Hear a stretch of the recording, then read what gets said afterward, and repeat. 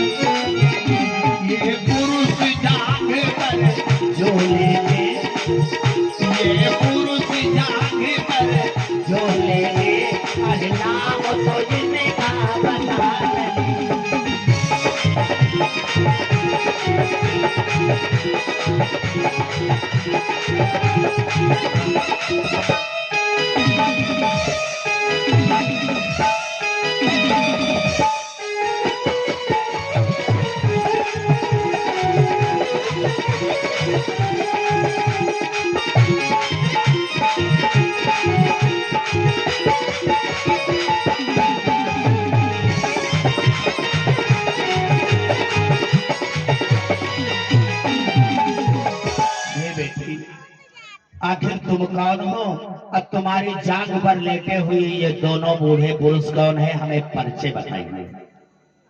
अब देखो वो बेचारी देवी सिर झुका करके और परिचय देने में हिचकिचाती है। बोलिए दुर्गा मैया की। बाबा अपना परिचय कैसे बताऊं, क्योंकि परिचय देने में मेरी जुबान लड़खड़ाती है, संकोच आता है। बाबा कैसे बताऊं। बिटिया देखो शर्माओ नहीं, मैं मानता हूं तुम्हारे माता पिता गरीब थे, बूढ़े पुरुषों के साथ तुम्हारा विवाह कर दिया और आज तुम पति को देख देख करके निहार निहार करके रो रही हो। और ये 10 रुपए का दान हमारे गौतम भैया आपके कर कमलों से भगवान के चरणों में दान सौंपित हुआ। भगवान आशीर्वाद बनाए रखे, परिवार का मंगलमय हो। उस कन्या ने समझा, देवी ने समझा, शायद बाबा समझ नहीं पाए कि ये मेरे दोनों कौन हैं। अब देखो बाबा ने कहा बेटी मैं मानता हूं ये तुम्हारे दोनों बूढ़े पति है, तो पता बताने में क्या संकोच, परिचय देने में क्या संकोच। बताओ ये तुम्हारे दोनों कौन हैं और तुम्हारा क्या नाम है। कहा बाबा अगर मैं बताऊंगी तो आपको पहली बात तो विश्वास नहीं होगा और हो सकता है आप नाराज होकर के हमें डांटे फटकारे भी। कहा नहीं, बताओ तो कौन है ये दोनों। तो देखो ये दोनों का परिचय बताने लगी। कौन? देवी कि अरे मोरे बाबा ललना हमारे दोनों, ललना हमारे दोनों बाबा रे हो, बाबा ललना हमारे दोनों।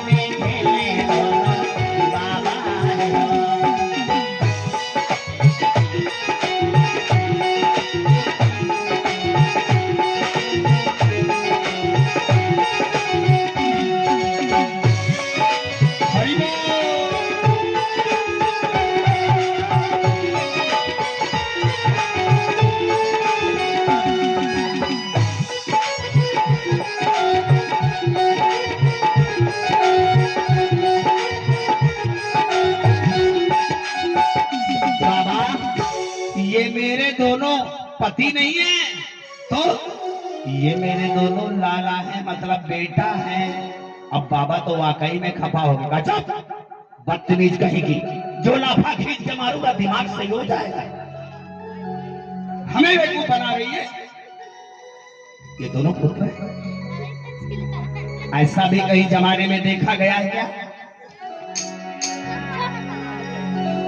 कि माँ की उमरिया 16 माँ हो 16 साल की माँ की उमरिया 16 और बेटवा 55 साल की माँ की उमरिया 16 और बेटवा 55 साल और देख देख बाबा घबराए उनके बुरे हाल।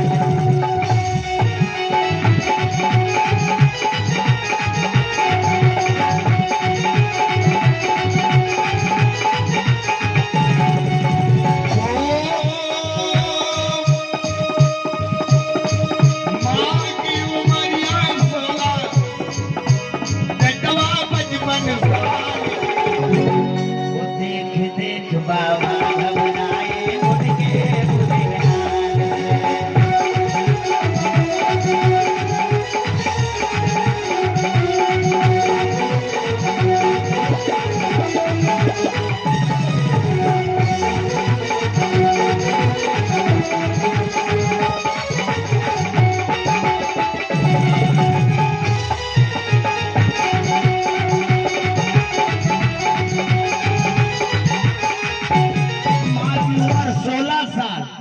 अब बेटा की उम्र हो 55 साल, कोई मानेगा? विश्वास नहीं होगा, मानने की तो बात है, छोड़ो। इसीलिए बाबा नाराज हो गए, देखो बना रही है। पर बाबा से कहने लगी देवी, कहा बाबा मेरा नाम भक्ति है और ये दो दाहिनी जाग पर लेटा है, इस बेटे का नाम है ज्ञान, और ये बाई जाग पर जो मेरा बेटा लेटा है छोटे बेटे का नाम है महाराज वैराग्य। और ये मेरे दोनों ज्ञान वैराग्य बेटे हैं, भक्ति मैं मां हूं इसकी। अब बाबा सोचने लगे भक्ति जवान क्यों, ज्ञान वैराग्य बूढ़े क्यों?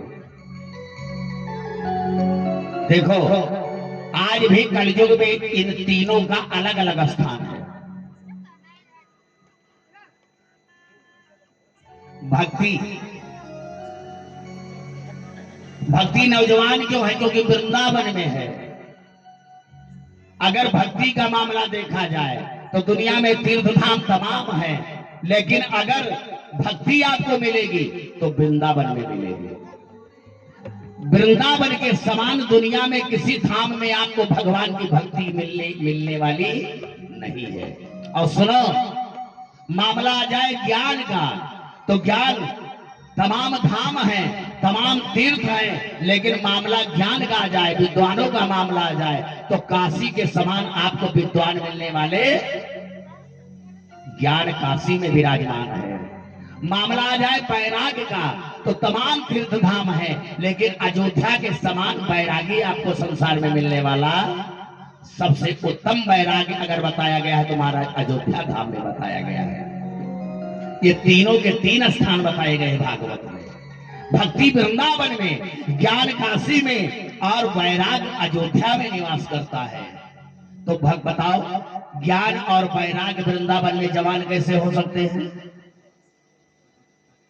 अब भक्ति है वृंदावन में जवान तो भक्ति जवान दिखाई पड़ रही है, ज्ञान का स्थान और वैराग्य का स्थान वृंदावन में है ही नहीं, इसीलिए ये दोनों बूढ़े दिखाई पड़ रहे हैं। बाबा समझ नहीं पा रहे हैं। बाबा ने तमाम तंत्र मंत्र जंत्र कोई आराम 18 अध्याय वाली गीता का पाठ करके, वही गीता जो कन्हैया ने अर्जुन को सुनाया था कुरुक्षेत्र के मैदान में, यही 18 अध्याय वाली गीता का पाठ करके अब बाबा ने कान में खूब छो-मंतर मारा। हाँ, इतना हुआ कि जितनी देर गीता जी का पाठ हुआ उतनी देर तक निरोग हो गए, स्वस्थ हो गए, तरुण हो गए, और जैसे बोले वृंदावन बिहारी लाल की, और जैसे गीता का पाठ करना बंद किया तैसे गिरे फिर ज्ञान वैराग्य बूढ़े। सूत जी महाराज 88,000 ऋषियों से कहते हैं, नारद जी ने गीता जी का पाठ ज्ञान वैराग्य को एक बार नहीं महाराज, मुहुर्मुहु बार बार सुनाया है। लेकिन जितनी देर सुनावे उतनी देर जवान जैसे सुनाना बंद करे तैसे गिरे बूढ़े हो जाए। बाबा थक गए, मंत्र खत्म, बाबा को चिंता कि मामला का है। अब जब उनके पास कोई ताकत न रह गई तो अपने इष्ट देव परमात्मा देव भगवान लक्ष्मी नारायण को ध्यान किया, अपनी परमात्मा का चिंतन किया। और जब परमात्मा का चिंतन किया है महाराज, उसी समय आकाशवाणी हो गई आकाश से, हे नारद, जिन ज्ञान वैराग्य को तुम तरुण करना चाहते हो, इनके लिए तुम्हारे मंत्र पर्याप्त नहीं है। सावधान, इन ज्ञान वैराग्य को तरुण करने के लिए तुम्हें सत्कर्म करना होगा। जाओ और तुम धरती पर सत्कर्म करो और उसी सत्कर्म के द्वारा ये ज्ञान वैराग्य तरुण हो जाएंगे। अब नारद बाबा को आकाशवाणी सुना तो पड़ी, पर बाबा को नहीं पता है ये सत्कर्म क्या है। अब बाबा ने तो बड़ी बड़ी बोल ज्ञान भक्ति से बोल दिया कि तुम्हारे पुत्रों को मैं नौजवान कर दूंगा, तरुण कर दूंगा, स्वस्थ कर दूंगा, हमारे पास ऐसे ऐसे मंत्र है कि तुम्हारे अनुकूल बना दूंगा। लेकिन बाबा बना नहीं पाए। अब बाबा छोड़ के जाए कैसे? अगर बाबा जाते हैं तो वो भक्ति बेचारी दुखी तो होगी, लेकिन बाबा को डर है कि हमें देख करके ये भक्ति मुस्कुराएगी, हंसेगी, दिलग्गी करेगी कि बाबा की हवा खसक गई। इसीलिए बेचारे बाबा चलने की सोचते हैं तो लेकिन कदम रुक जाता है।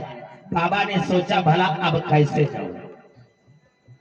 बाबा ने कहा, ढांढस बंधाया, सांत्वना दिया कि देवी चिंता मत करो, मैं तुम्हारे पुत्रों के अनुकूल औषधि लेकर के आऊंगा, जड़ी बूटी लाऊंगा, घोट पीस करके अब तुम्हारे बच्चों को औषधि पिला करके अब तुम्हारे बच्चों को तुम्हारे अनुकूल बनाऊंगा। ये जिम्मेदारी, ये गारंटी लेके जाता हूं।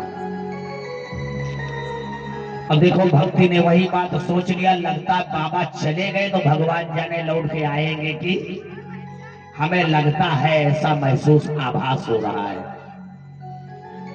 लेकिन बाबा ने कहा, देवी चिंता मत करो, मैं वादा करता हूं कि जाऊंगा और लौट करके आऊंगा।